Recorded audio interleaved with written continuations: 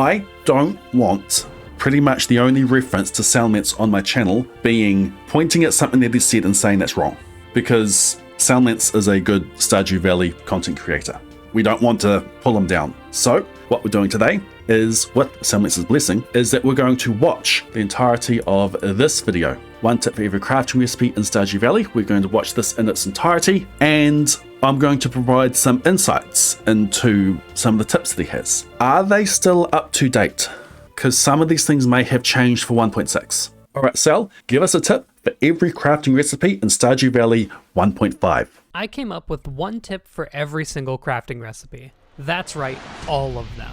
Well if done. some recipes are extremely similar, like the fences, I'll probably lump them together, but if I can find a case for them, I will. Let's get Makes started. sense. First for fences, probably the most classic tip that's in Stardew Valley. You can place grass starter and then place a fence on top of it so that it spreads but cannot be eaten by animals. Yes. The reason for that one, I believe, I don't know 100%, but the reason for that one is that an animal will only ever eat grass on the tile that they are standing on. If something's in the way, they can't get into the tile with the grass in it, they won't eat it. Next one. For grass starter specifically, you can place it down on the very last day of winter, and it'll spread like crazy, getting you started for the new year. Now, he mentions placing it down on the last day of winter. As of 1.6, it doesn't have to be the last day of winter. As of 1.6, the grass from the previous year actually carries on, no longer removes. On 1.5 and before, grass used to disappear. You hit winter, grass, weeds, gone. Weeds are still gone, but grass is still around. But it still does this. It still does the explosion of spread. And the reason for that, we're going to go to the code for this one. So in farm day update, a thing that happens every day is this thing called handle grass growth. We'll go to handle grass growth. This is within a game location. If it's the first day of the month, so if you've just gone on a season transition, then there are some special things that happen. So season transition, you get more debris spreading. If it is a new year, if it is spring 1 and it is not the first day that you played, so spring 1, year 2, year 3, year 4, year 5, year 6, there is this thing down here, right here. So if you're on the farm, grow weed grass 40 times on every day other than winter. Grow weed grass 1. You come to spring 1, 40 times. And what does it actually mean? Iterations. 40 times go through every single bit of grass. A 65% chance to do something. Grass has density from 1 to 4, 4 being the max. So it either tries to increase the number of weeds in the grass. If the grass is completely full, then it will spread grass to adjacent tiles. So you have one bit of grass. You put down a grass starter and it's got 4 bits of weeds in it. Number of weeds is 4. So comes through, it's that, it's at the max, comes in into here and spreads. Second time it comes through, you've now got 2 bits of grass down there. The first one's got 4, so that one spreads to another tile. The second one tries to add up to 4. You come through again, spreads again, increases number of weeds. Now you've got 2 bits of grass that are fully grown. Come through again, both of those spread 40 times. You put down that one, it spreads 40 times. And as of 1.6, since grass doesn't die, you've got a lot more grass on your farm anyway. It explodes. The reason why he mentioned the last day of winter, any previous day in winter that you would load the farm, all the grass would disappear. If you played on, the grass would remain, but if you loaded the farm and it's still winter, the grass would disappear. So you place out on the last day to go into spring to get the grass explosion. Not only can gates be placed on their own, but you can place them on top of different types of fences to make a gate that better matches the fence. Good for decorating. Decorating, what's that? I don't know. Another thing you can do with gates, I don't know if this is still a thing in 1.6 actually, let's find out. So if we come outside, we get a gate, 999 of them, and we get a fence. If you place a gate and a fence together, and you open the gate, then you get rid of the fence. The gate remains, but the gate is still open.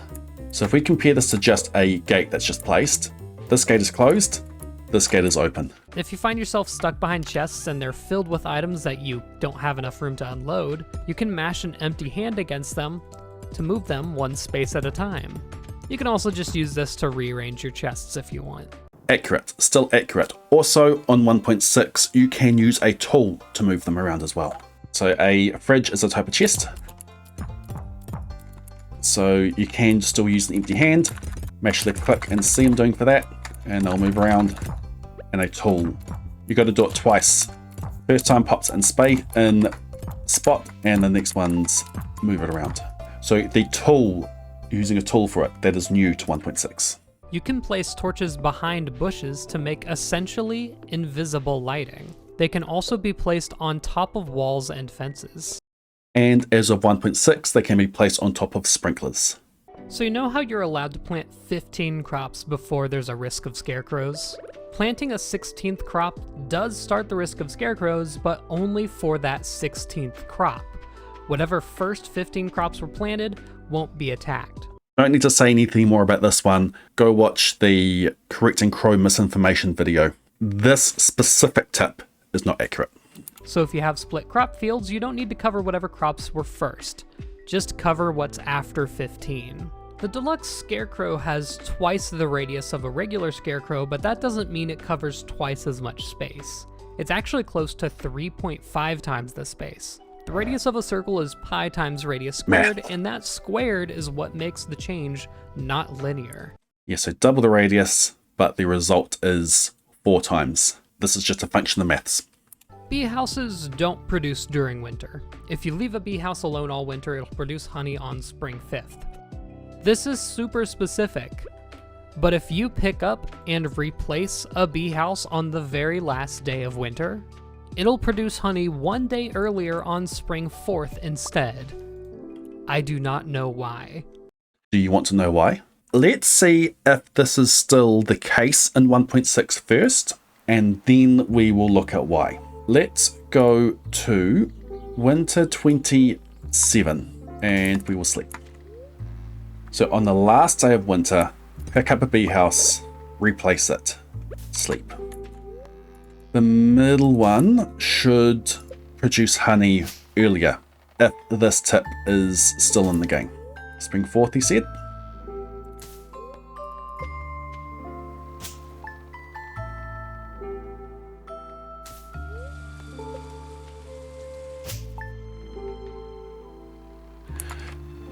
This tip is no longer accurate as of 1.6.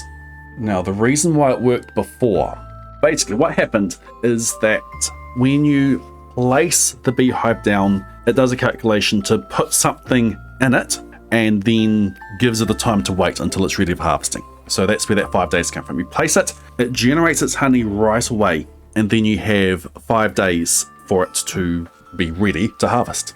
Overnight, when everything gets updated, the bee house would see, am I currently in winter?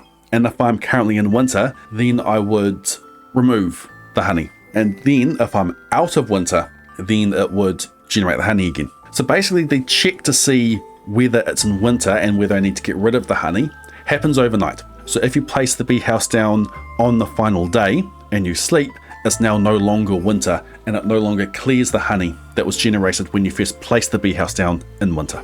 But as we just saw, it's no longer the case in 1.6. Everyone say hi to Daisy.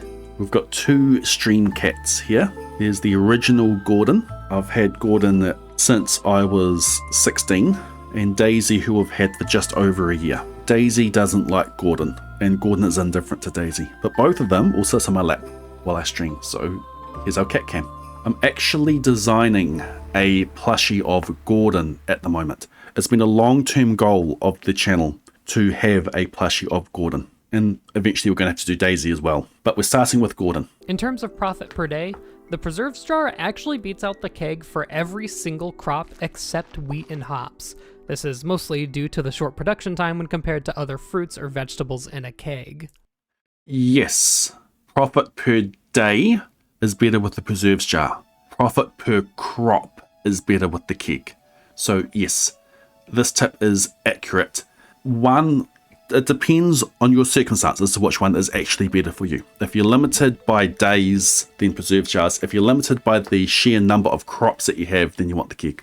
You can use an upgraded hoe to empty many casks at once, instead of smacking them one by one. Cool. Furnaces still work on the top floor of the mines, so Yes. place them there to make bars Yes. while you delve deeper, returning up at every checkpoint to Yes. replace the ore. Do that. While garden pots normally can't be used on areas outside of the farm, they can grow tea saplings anywhere.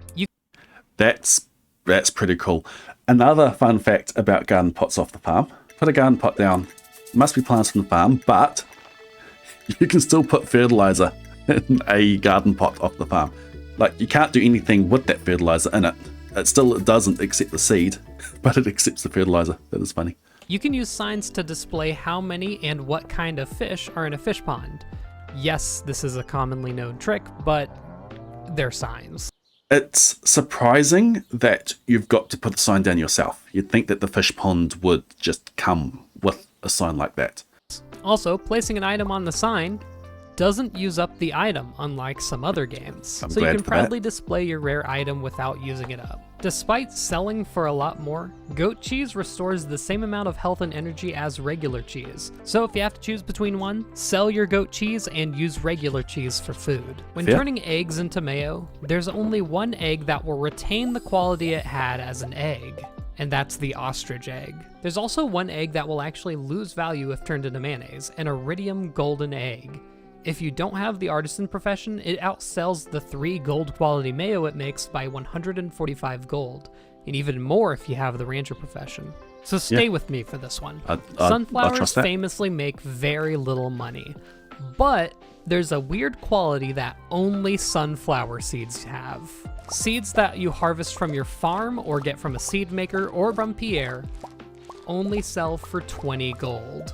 But seeds that were bought from Jojamart can be resold to Pierre for 100 gold. There's a quirk to this where if any sunflower seeds are added to an existing stack of seeds in your inventory, they take the properties of that original stack. On average, you'll get about 2 seeds from whatever crop you put into a seed maker, meaning if you stack those sunflower seeds onto a Joja sunflower seed, you're making 200 gold. Add that to the seeds that you'll get when you're harvesting sunflowers anyway, and that's actually not that bad of a moneymaker. Yes, so in your inventory, an item has a price attached to it. The actual object in your inventory has a price attached to it. You can also look up the item in the objects file, and there's a price in there as well, but it is copied over to the object that's in your inventory. However, unfortunately, as of 1.6, this trick no longer works. So the sunflowers that you buy here only sell for 20. On 1.5, these would sell for 100. Of 1.6, they only sell for 20. So unfortunately, because of 1.6, that tip is now obsolete. That's a shame. Another one that also used to be something similar, I don't know when this one got fixed, fertilizer. I think it was that you could purchase it here and you could... The ones that you'd buy from Pierre would sell for 50G, but now they sell for 2. So you'd be able to purchase one basic fertilizer from Pierre and then craft a bunch of basic fertilizer from all the sap that you get from chopping trees down. And then you put the crafted ones on top of the bought one, and then it would increase the price of that. That has been used in a few speed runs prior, but it was deemed a glitch, and the runs that utilized that were put into the no major glitches category that existed at the time. You can put yellow couches from a furniture catalog into a loom to make cloth. Similar to the green wallpaper in the prismatic shard, the yellow couch shares an ID number with wool. As of 1.6, no longer the case. So yes, they still share an ID, but as of 1.6, objects, big craftables, hats, rings, weapons, they all have a prefix of O for objects, BC for craftables, big craftables, F for furniture, R for rings, H for hats. So they still share the ID, but the fully qualified name is different. So you can no longer put a yellow couch into a loom. The regular oil that you get from an oil maker from either putting in corn or sunflower seeds does not get a buff from the artisan profession, despite truffle oil getting the buff. Let's test that. That may have changed in 1.6. Okay, so we have oil in our inventory now. We have a price of it of 100. So now let's give us artisan. Artisan, still 100G. Cool. Here's some reasons to not put items into a recycling machine. Driftwood is actually a liked item for Leah. Broken glasses count as a blue dye item when it comes to tailoring. And any piece of trash can be tailored into a clothing item that shows your true colors. Recycling machines output used to be seeded. It used to be seeded to the time and the tile location and the day and the game seed. You could predict what you get by putting an item into the recycling machine. As of 1.6, no longer seeded. I used to be able to guarantee getting cloth out of soggy newspaper, but we can't do that anymore. In terms of solid money per crop, fruits will earn more in a keg than a preserves jar if they sell for at least 50 gold, and vegetables will sell for more if they're at least 200 gold. Tappers can be used on mushroom trees, but they'll always give you common mushrooms unless it's the 10th of the season, in which case they'll give you whatever special mushroom you haven't gotten last. If it's fall, after getting a purple or red mushroom, it will continue to give you red mushrooms. Otherwise, it'll go back to common mushrooms. That is bizarre. Is that still the case? Let's test in game and then we'll go to the code. Red, but only red.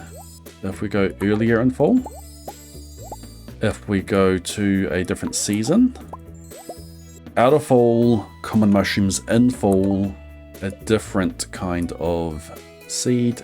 Now 10th of fall,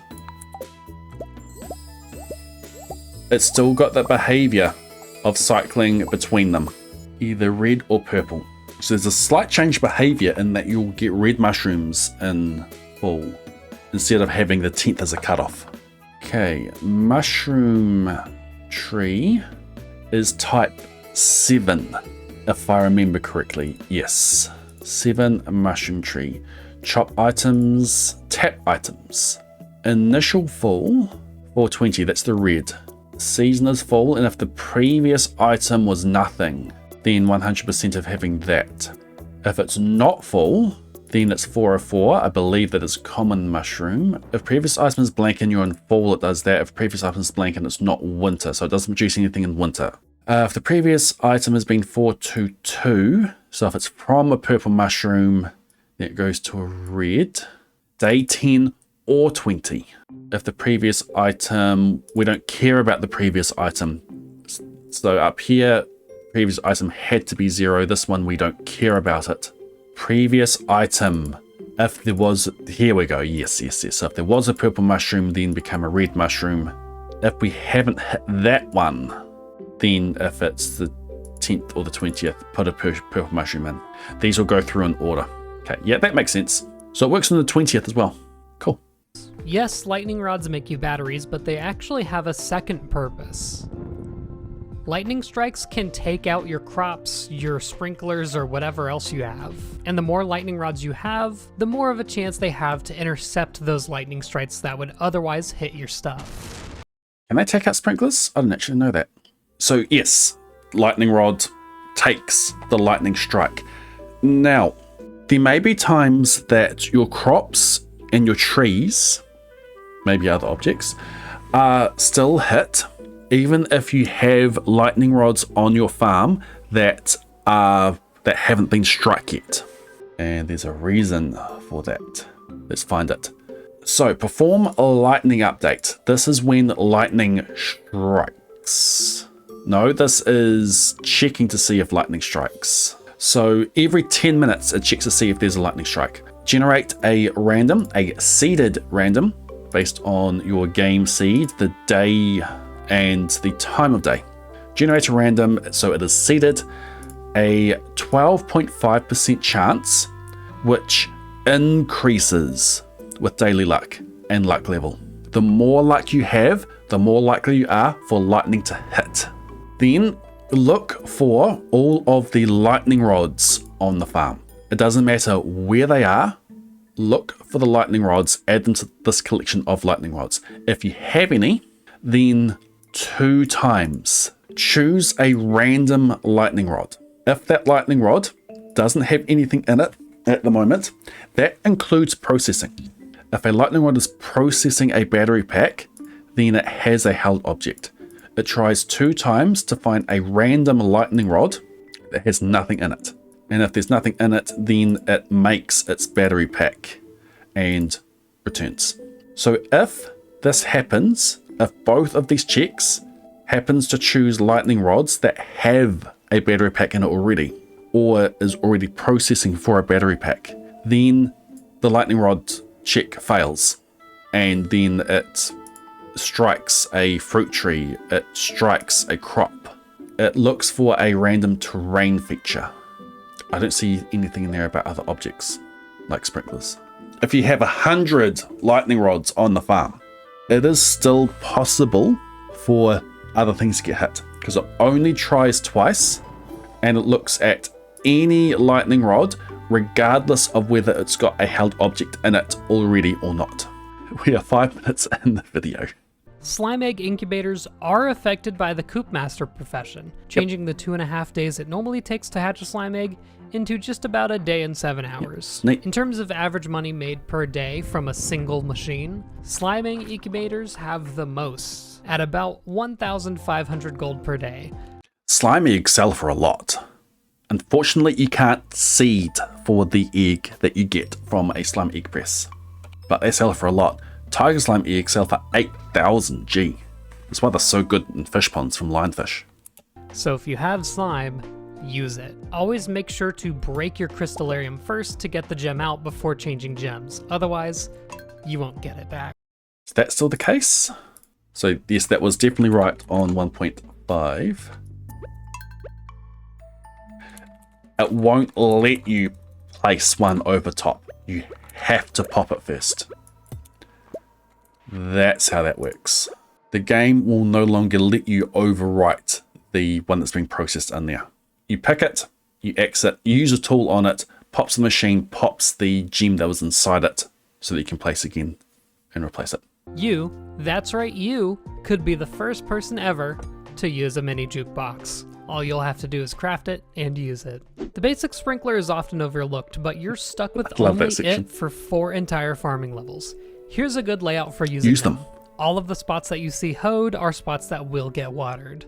This is one of Habu's favorite rants. Habu says that basic sprinklers are much better than even iridium sprinklers when you get them, because you go from 0 automated watering other than rain to automated watering. Go from having to do all of your manual watering to not having to do any manual watering. That is huge.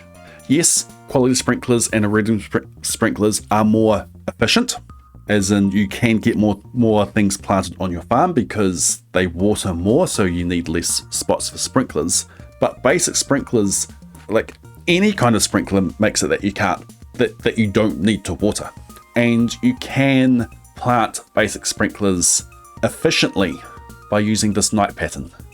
So night pattern there, night pattern here, and this will cover all of the spots that you got here.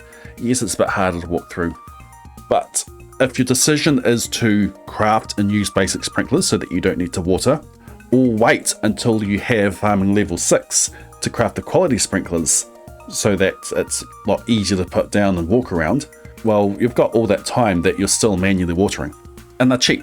Copper and iron is a lot easier to get than iron, gold, and refined quartz. Sprinklers can be used to automatically fill your slime hutch trough. You don't get any slime balls unless the trough is filled, so this is important. It's a shame it doesn't also do it for your pet bowl. Iridium sprinklers with pressure nozzles can reach every single space in the greenhouse while only taking up 1 spot of tillable soil. The range of an iridium sprinkler with a pressure nozzle is crazy. An iridium sprinkler covers 24 spots. An iridium sprinkler with a pressure nozzle covers 48.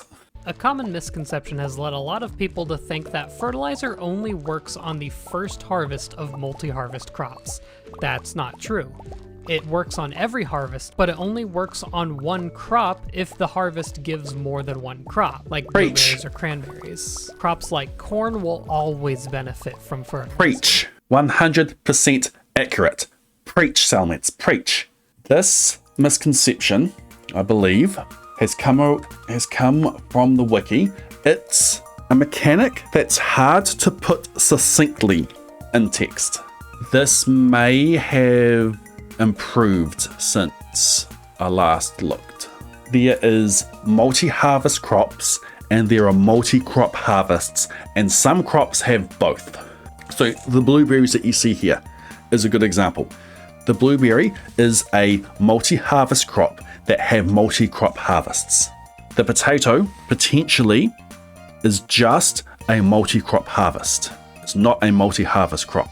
A ancient fruit is a multi-harvest crop, but they don't have multi-crop harvests. So fertilizer affects the first crop of a multi-crop harvest. A harvest that gives you multiple crops. The fertilizer works on the first crop that you pick up. So on each of these blueberry plants, the first blueberry that you pick, the fertilizer affects. The other two blueberries from each of the blueberry harvest are always basic quality. The first one can be basic, silver, gold, iridium. The other two, always basic. Same for when you pluck a whole heap of potatoes. First one can have quality. Every single other one that pops will always be basic quality. But fertilizer always affects that first one. Speed-Gro, which is a type of fertilizer. You got fertilizer, which is a type of fertilizer, and Speed-Gro, which is a type of fertilizer. Speed-Gro only affects the first harvest of a multi-harvest crop. So when the crop is first growing, you put it down as a seed and it's first growing to maturity. Speed-Gro affects that. When a crop regrows, like blueberries do after another 4 days, Speed-Gro has no effect of the regrowth time. Fertilizer, which affects quality, will affect the harvest from each of those regrowth harvests. And yes, Deluxe fertilizer can be placed after the seed stage, unlike any other fertilizer. It can be difficult to tell if making quality fertilizer would be cheaper than just buying it in the shop due to the requirement of any fish. A good way to make sure it's cheaper is by using fish from a freshwater crab pot. There it'll always be cheaper to craft. You should never use Deluxe fertilizer on your farm unless you plan on carrying it over through seasons on multi-season crops. Due to 5 Deluxe fertilizer essentially costing 1,580 gold to make, you're not likely to make that much of a profit in a single season over something like the 2 gold cost of the regular fertilizer. So this is the case for any kind of fertilizer, Speed-Gro, retaining soil. Those disappear over season transitions. You put them down on a crop in spring, you put some Speed-Gro on it, you get to the 28th of spring, you do the harvest, you leave the hoders in the ground with the fertilizer in it, you sleep until summer, 90% of your hoder will disappear, and any hoder that remains will have no fertilizer in it. It disappears. If you have left some crops in the ground at the end of spring into summer and they die going into summer, you will still have the hoe dirt. The crop will be there dead that you need to scythe away, but the fertilizer will be gone. In order to preserve fertilizer over season transitions, they need to be under a crop that is still alive. So for that, you need crops that survive in multiple seasons. So spring to summer, coffee beans. Summer to fall, wheat, sunflower. Spring to summer to fall, ancient fruit. Or you could preserve it indefinitely with fiber seeds. But the crop needs to be alive in order to preserve the fertilizer over season transition. Retaining soil is often overlooked because it doesn't outright give you a better profit, but it does have one very useful use case. Being used on indoor potted plants. Since sprinklers can't affect potted plants, this is the only way to keep them watered overnight. I think he's just referring about the Deluxe retaining soil, because that one guarantees that the water is still there. The basic is a 10% chance, the quality is a 25% chance, or it might be 25 and 50, I'm not sure off the top of my head, but it always remains with the Deluxe. I saw an idea of a potential rework for these. So I so want this to be useful in speedruns. I so want to be able to keep any retaining soil that you get from the mines and actually use it. I want to be able to buy it and use it and roll the chance that it works in a speedrun. It needs to not be random for the tile, it needs to be random for the day. It needs to be that if one of your basic retaining soils activate and keeps the water, then all of your basic retaining soils should activate and keep the water. Keep your crop fields in sync. That would be cool. 33 and 66. Thank you. 1/3, 2/3, 3/3. If you get the 20 free Speed-Gro from the Spring Crops bundle exactly on Spring 13th, which can only be accomplished by planting a cauliflower on day 1, you can use it on any strawberries you get from the egg hunt to squeeze an extra harvest out before the end of spring. Yep, get the cauliflower planted on day 1. It'll be ready on the 13th. You have to go back to town after the Egg Festival. You leave the Egg Festival, you're back on your farm at 10, then you're going to run back into town and then get your Speed-Gro, run back to your farm and put it down. Don't need to put it down on the same day though. You should be able to put it down on the following day. Or you could play remixed and not need the cauliflower, and then it'll be done way earlier. Deluxe Speed-Gro is sold on year 2 by Pierre for a whopping 150 gold. But at the Oasis, it's always sold on Thursdays. Even on year 1 for only 80 gold. Here's a tip for Speed-Gro in general. It's always going to be better than fertilizer if you plan on processing your crops, because if you process them, the quality of the crop does not matter. The wine or jelly or whatever will always come out at normal quality. Yes. Does not matter what quality of crop goes into a processing machine. Doesn't matter what quality of crop goes into a preserves jar, what quality of crop goes into a keg, what quality crop goes into a seed maker. It does not affect the result. Trees won't grow at all during winter unless you put tree fertilizer on them. For some reason, this is also the case in the desert, even though it's not affected by the seasons at all. That may have changed on 1.6. Let's test that. So there's some weather context things that have changed. And I believe desert is always treated as summer now. So let's check that.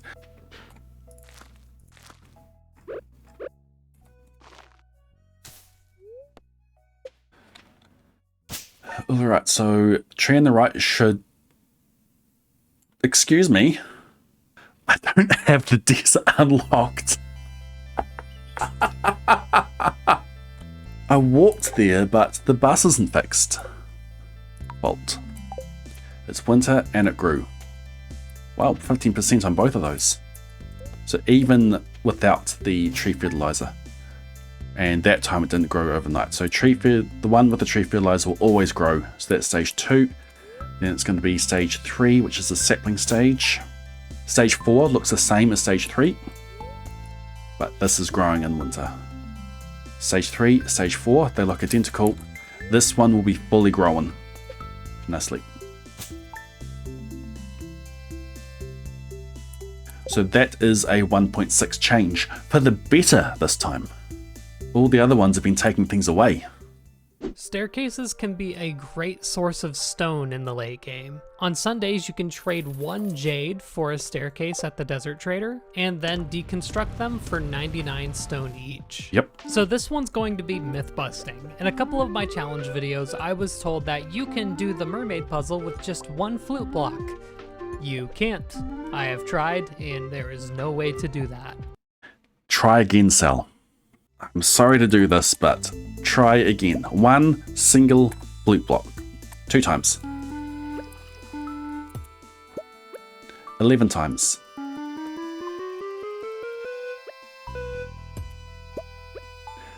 Take a look at the mermaid. 9 times.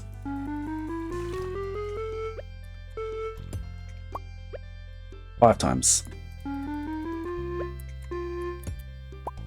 7 times. 1 flute block, and we could do the mermaid puzzle. Bye! Now, what went wrong in Salamence's attempt? So have a close look at the mermaid. In a couple of my challenge videos, I was told that you can do the mermaid puzzle with just 1. So right now, the mermaid is listening, and he's done it right so far. Flute block. You can't. That one was incorrect. If you listen closely, He only did it 4 times. Told that you can do the mermaid puzzle with just one flute block. 1, 2, 3, 4. Videos, I was told that you can do the mermaid puzzle with just Listen. one flute block. You can't. I have tried, and there. That is what went wrong in this attempt. He only hit that 4 times. So the mermaid stopped dancing. I have placed these drum blocks in a specific way to make a sick beat. What you gonna do? What you gonna do? All bombs deal an equivalent of 2 regular pickaxe hits to trees, and if you knock down a tree like this, you won't get any experience. Partly true. You don't get any experience. A cherry bomb does 1 point of damage. A bomb does 2 points of damage, and a mega bomb does 3 points of damage. A tree has 10 health, and an axe on a fully grown tree, a basic axe on a fully grown tree, does 1 point of damage. So you need 10 cherry bombs on a fully grown tree to knock it down. You need 5 bombs, or you need 4 mega bombs. And yes, using a bomb to bring a tree down gives you no XP. You can hit a tree with an axe right up until it drops, and then use the bomb to still get no XP. That has been crucial to my maximum perfection run. 5 quartz can be traded for a bomb at the desert trader, and a crystallarium makes about 2 quartz a day. The range of a mega bomb is not a perfect circle. It covers a bunch of extra tiles to its bottom left and has a bit of a chunky shape in other areas. The other bombs are all symmetrical circles. I don't think Cell tested this. I think Cell trusted the wiki for this, because that same image is seen here, but I don't think that's accurate. And one of the reasons why I don't think that's accurate. The range of a mega bomb is not a perfect circle.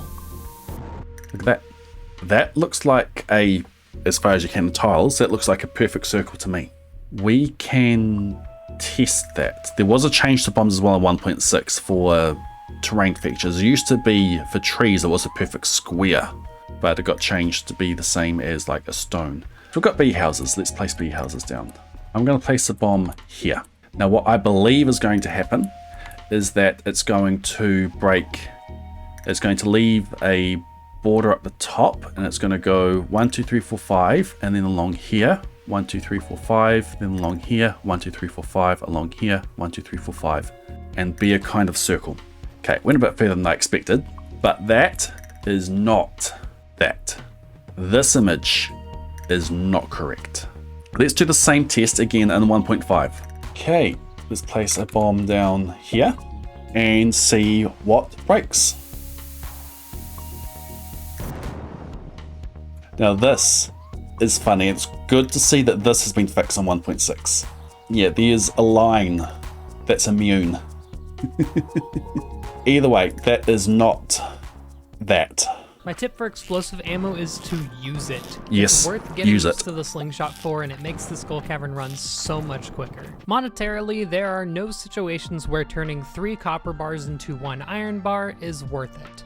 However, if you change 2 iron bars into 1 gold bar, you can sell that for 10 more gold. Theoretically, you should be able to deconstruct a gold bar to give you 2 iron bars. And you should be able to deconstruct an iron bar to give you 3 copper bars. The reason that you can't is because the name of the recipe is not gold bar. When looking for a deconstructor, the game looks for a recipe of the name of the thing that you're putting in. It would be interesting if you could deconstruct a gold bar to 2 iron bars. So this next one isn't about a crafting recipe, but it's the transmute that the government doesn't want you to know about. First, make sure that you don't have the trapper profession. So now you have the iron bar version of the crab pot recipe. If you craft them and then put them into a deconstructor, they will always give you the 2 copper bars from the cheaper recipe. So that's a way to turn 3 iron into 2 copper. When you first start growing ancient fruit, put the fruits you get into a seed maker. Ancient fruit seeds are rare, and this is one of the most profitable crops in the entire game, so it's worth doing as early as possible. All of the seasonal forageable seeds crafted recipes will sell for more than the sum of their parts, except for the winter seeds. However, I still recommend crafting these because then you can use them on all of those empty fields you have in winter. This was before powder melon. Usually after every season, all fertilizer will disappear, unless you have a crop that grows on both seasons that carries over. Yeah, I was mentioning this Fiber earlier. seeds are the only crop that grows in every single season, so you can use this to carry over your fertilizer whenever you want. This is pretty common knowledge at this point, but the tea saplings that you unlock for getting 2 hearts with Carolyn sell for a crazy amount of money. Nerfed. That was nerfed in 1.6. They sell for half the amount now, I believe. It was 500, now 250. This is one of the best early game moneymakers. Once you unlock the casino, it's worth playing the slot machines for a while on a really good luck day with some luck buffs to build up a good stack of casino coins. This way you can buy a ton of farm warp totems. Oh. Farm warp totems from the casino. I'm shedding a tear over it. Changed in 1.6. You used to be able to buy infinite number of warp totems and magnets and hardwood fences, but now you are limited to 20 a day. Salute the infinite farm warp totems from the casino stock. At least we do have infinite aliens. Luck affecting slots. Let's confirm that. Daily luck, both daily luck and luck level do modify the result of the slot results. It will increase your chances of getting the good payouts. It's the poor man's return scepter. Mountain warp totems are the only ones that can be dug up. Only after summer 1st of year 1, though, for some reason. That is not right. It's right in that it's only after summer 1 year 1. So the first season of the game, you can't dig them up. You can get farm, mountain, and beach. Let's confirm that.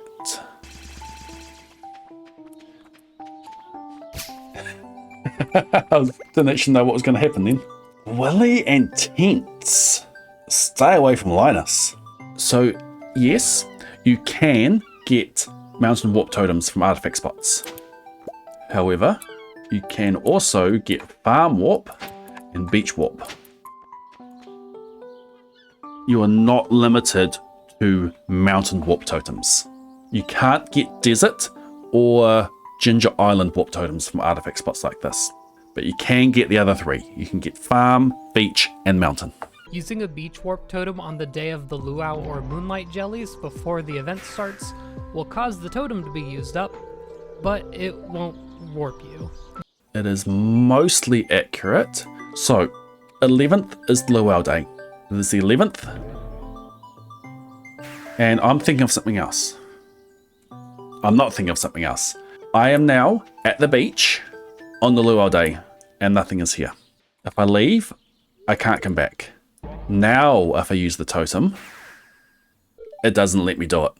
At 6 AM, before it hits 6:10, you can still enter the festival areas. As soon as it hits 6:10, you can't. So that one is mostly accurate. Using the desert warp totem on days that you want to do skull cavern runs is super important because it can get you to the desert 3 hours earlier than the bus can. Huge improvement of 1.4 over 1.3 for Skull Caverns dives. 1.4.0 is the patch for Iridium and Skull Caverns. 1.4.1 nerfed the spawn rate of Iridium nodes in Skull Caverns and nerfed explosive ammo. Gifting an island warp totem to Kent prompts him to say, "They gave me to this in Gatoro prison camp," meaning they really just wanted him to go on a nice vacation. Normally, a rain totem will never create a thunderstorm, but if you use it on the day of a thunderstorm, the next day will always be stormy instead of just rainy. Not anymore. So a rain totem used to be able to extend thunder. That's changed on 1.6. It used to be that the lightning flag wasn't turned off if it was raining the following day. Cookout kits used to be one of the most broken moneymakers in the game, being sold for 3,000 gold just for some wood, fiber, and coal. Seems like that was a mistake because it got knocked all the way down to 80 gold, which is less than those ingredients sell for. It's now probably one of the most useless items in the game. So yes, this is accurate for 1.5. 1.6 buffed it by bringing the level to unlock it way back. Used to be level 9, now level 3. Takes ages to get to foraging 9. Doesn't take ages to get to foraging 3. By the time you get to foraging 9, quite likely you have the house upgraded.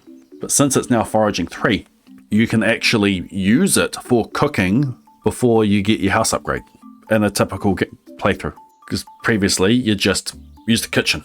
Field snacks are one of the very few food items that are craftable wherever you are. And my tip would just be, don't just automatically make as many as you can. It may be tempting because you figure, oh, pine cones, maple seeds, and acorns aren't that useful, but you never know when you're going to need a tree farm.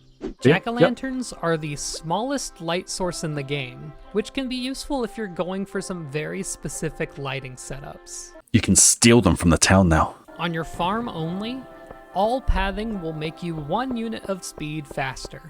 Yes, it does make you faster. I don't know what he means by 1 unit of speed, because like coffee gives you +1 speed. To me, that is 1 unit of speed. Paths on the farm make you 10% faster. Which isn't a lot, but it adds up over time. Bait is probably the easiest dye item in the game, since it works as red. Not only does wild bait give you a chance for double fish, but it also speeds up getting a bite more than regular bait does. Yes. Despite the description for magnets saying fish don't like the taste, magnets have the same bite rate as regular bait. Yes. That is something I spotted on the wiki years ago. I was saying that it weren't crazy about the taste, and the wiki page made a claim that it made biting slower. So I looked into the code for it, and anything in a fishing rod's attachment slot, in the bait slot, cuts the bite time in half. Wild bait cuts it by an extra quarter, multiplies it by 0.75, so yes, wild bait makes the bite time even faster. It's like 3/8 of the original bite time. But magnets act the same as bait. My theory behind the tooltip text here, so increases the chances of finding treasures when fishing. However, fish aren't crazy about the taste. My theory about that was that originally fish were going to have favorite bait. There were going to be different kinds of bait in the game that some fish would like and some fish wouldn't like. It would increase the chances of some fish and decrease in the other. And there are some remnants of that in the fish files in the game code. We sort of have that now with targeted bait. It's not the same mechanic as what I saw in the code and in the game files previously. This tooltip is a remnant of that in the game. Also, buying magnets from Woolies is super expensive. You're better off just outright buying the iron ore and coal from the blacksmith, even on year 2 with the increased prices. Also, you can get it from the casino. Tackle always gives the same amount of resources back when deconstructed, regardless of its durability. So you can craft a spinner, use it up almost all the way to empty, deconstruct it, and get all of the crafting materials back.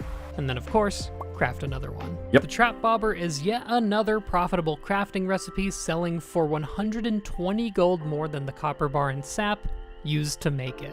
The fishing bar size increase from the cork bobber is equivalent to gaining 3 extra fishing levels. And this recipe is also profitable, earning 105 gold more than the ingredients. 3 fishing levels, that is a specific claim. I just want to check that. 96 plus fishing level times 8. So a fishing level, 1 fishing level is 8 pixels. 695 is cork bobber, and that increases it by 24. So if a level is 8 and the cork bobber is 24, then yes, the cork bobber is the same as 3 fishing levels. Okay, cool. Accurate. Most people consider the regular spinner better than the dress spinner due to it not being that much of an upgrade. And the dress spinner is better just outright sold since it earns a whopping 500 gold. The dress spinner has double the effect of the basic spinner. The spinner reduces the maximum bite time by 5 seconds, and the dress spinner reduces the maximum bite time by 10 seconds, but it's still a range. So they reduce the maximum time, the maximum number that it can be, but it's still random in there. I did the math, and fans of the treasure hunter bobber will not be pleased. Most people consider magnet bait extremely overpriced, and the treasure hunter is fine because it has a good effect. Using magnet bait, you are losing 4 gold per 1% chance of getting a treasure chest. With the treasure hunter, you get 20 uses per bobber, but with only a 5% increase in chance. So you pay 7.5 gold per 1% increase. It's getting too late for me to do this mental math.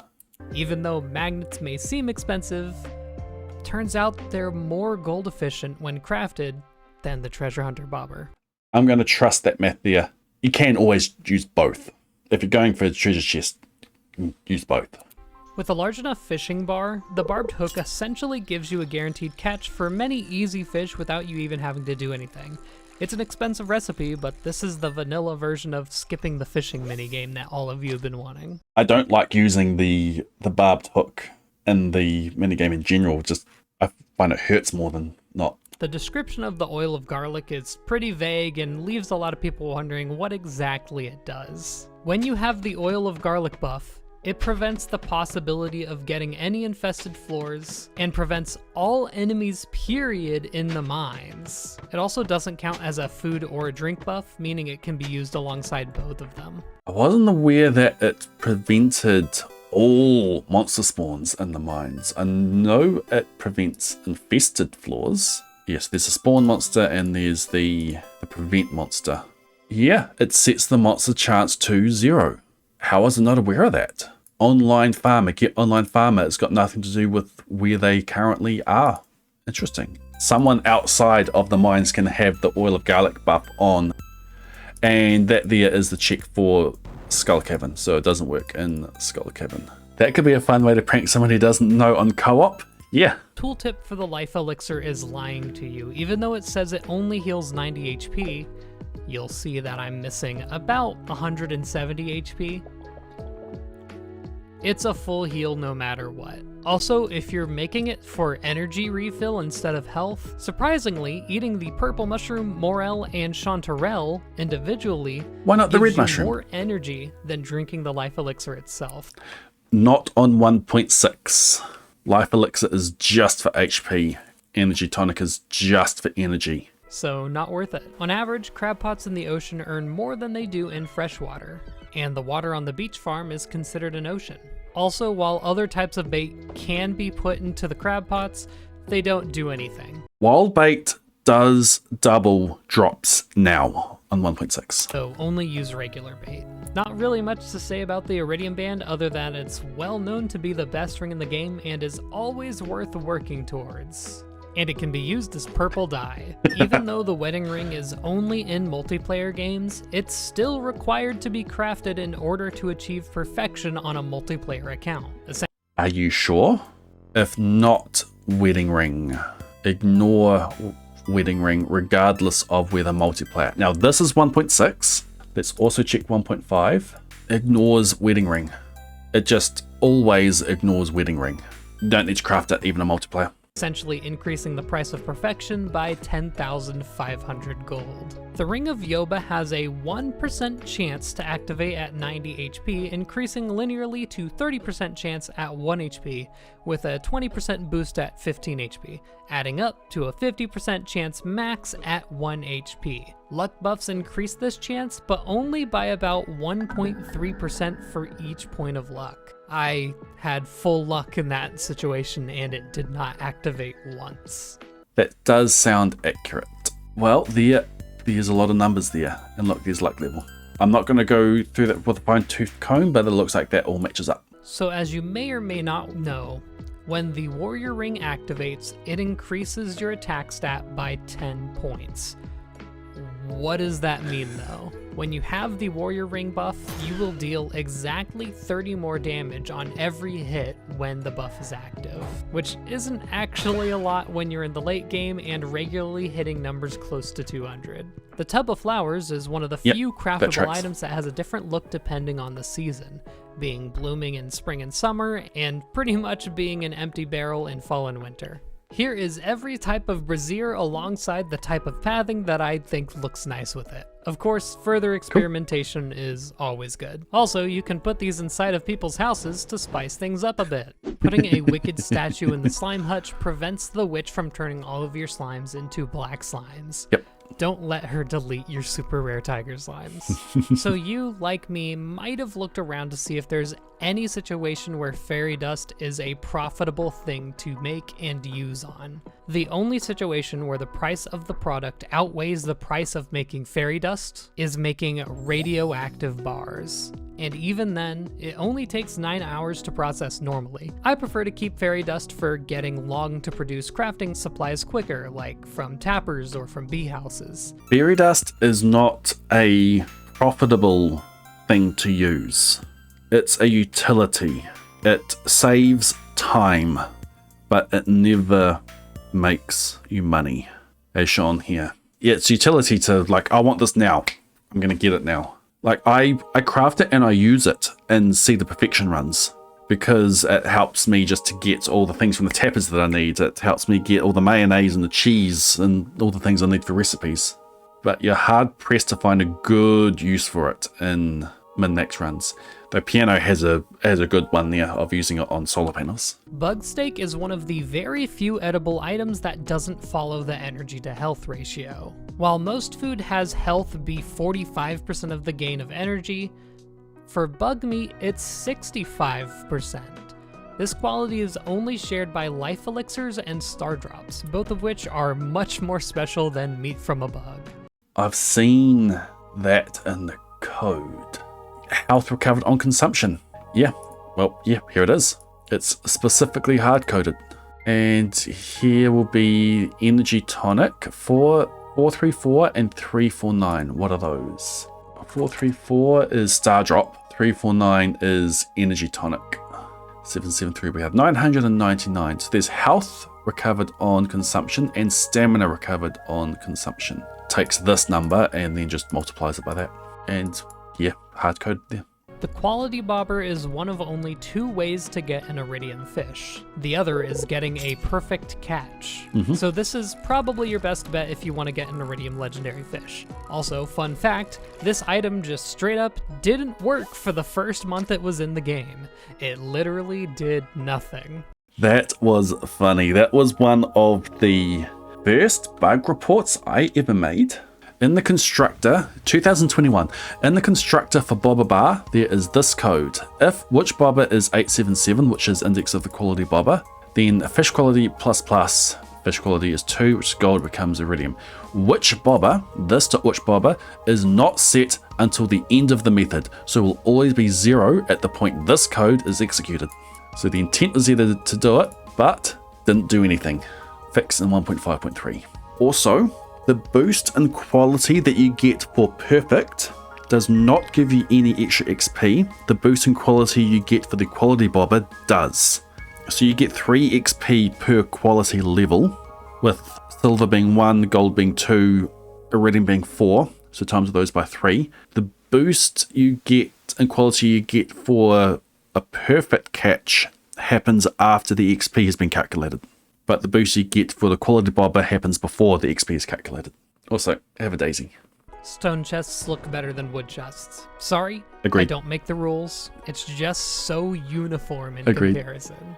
Look at that straight edge. Need a specific drop from a monster? Bad Luck Day, Burglar's Ring, Monster Musk, and Profit.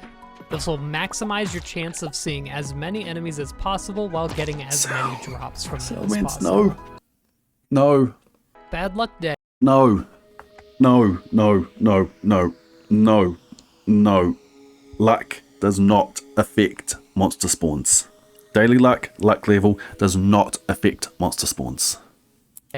Burglar's Ring, Monster Musk, and Profit. This will maximize your chance of seeing as many enemies as possible while getting as many drops from them as possible. Focus on monster floors. Monster floors have a set spawn of a set chance. Any other floor is a range from like 0.2 to 1.2%, which Monster Musk doubles. Any point of mine's difficulty, so dangerous mines, adds a full 1%.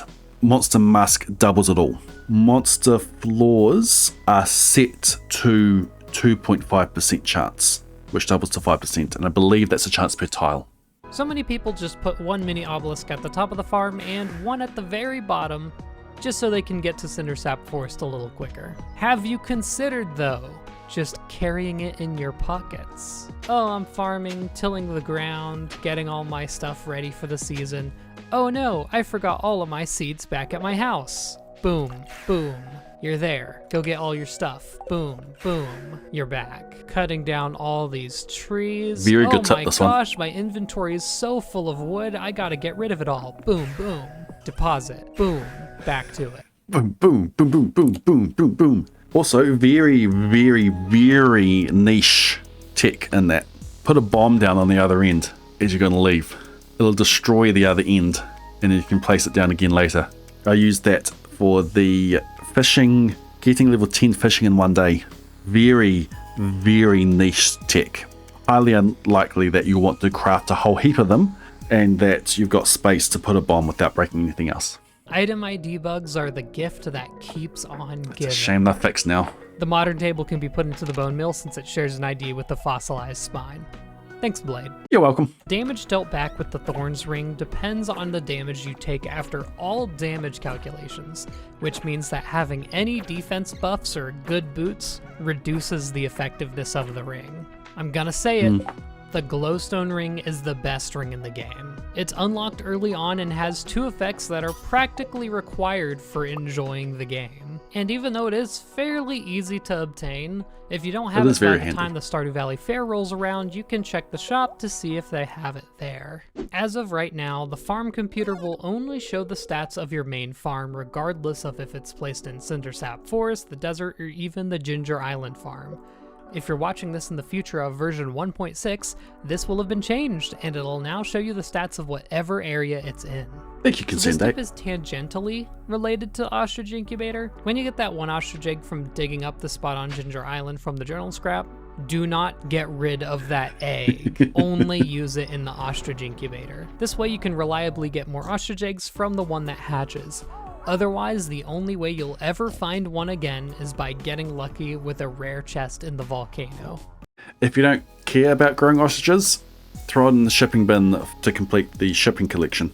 But if you do care about ostriches, if you ever will care about ostriches, yes, incubate it first. Heavy tappers reduce the amount of time it takes to get products from a tree by a fraction, not a flat number.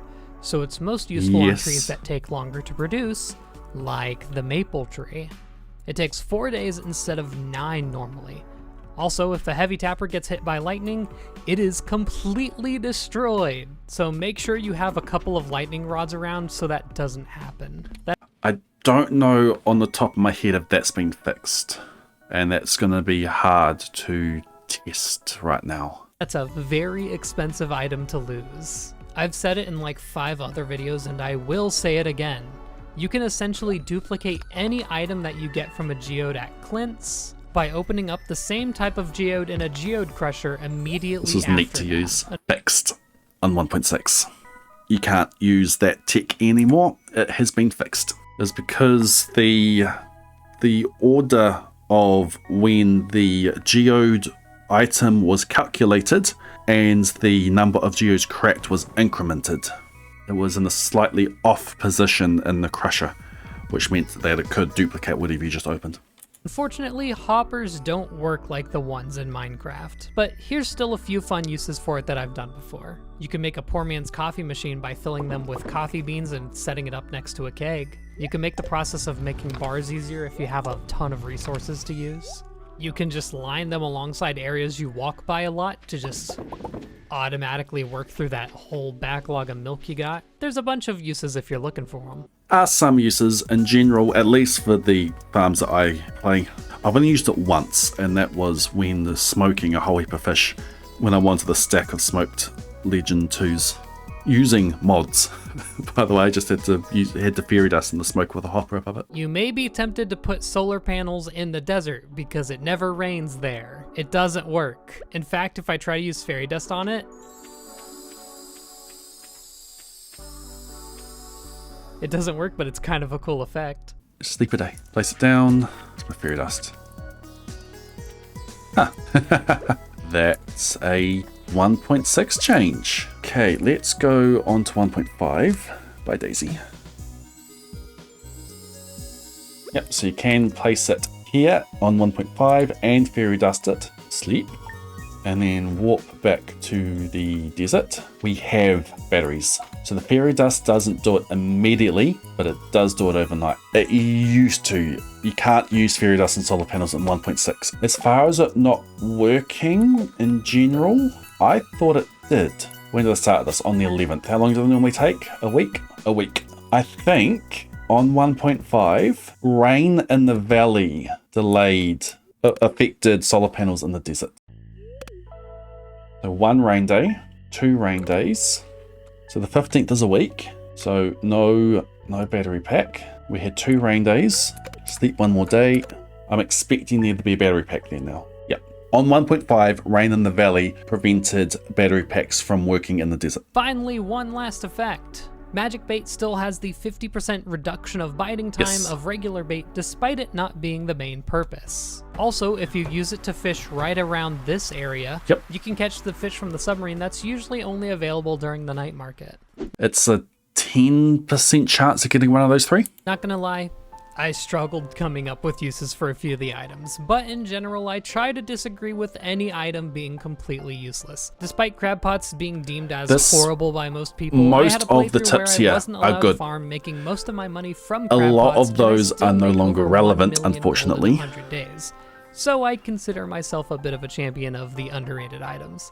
Hopefully I was able to open your eyes to the potential of some of these items. A few of those were inaccurate, but in general, the tips in here are good. Make sure to go and sub to Settlements. Sub to me at the same time. But go and click that button. Cool. Thank you for letting me do that, Sal. Look forward to your next videos. Look forward to see your no energy run continue.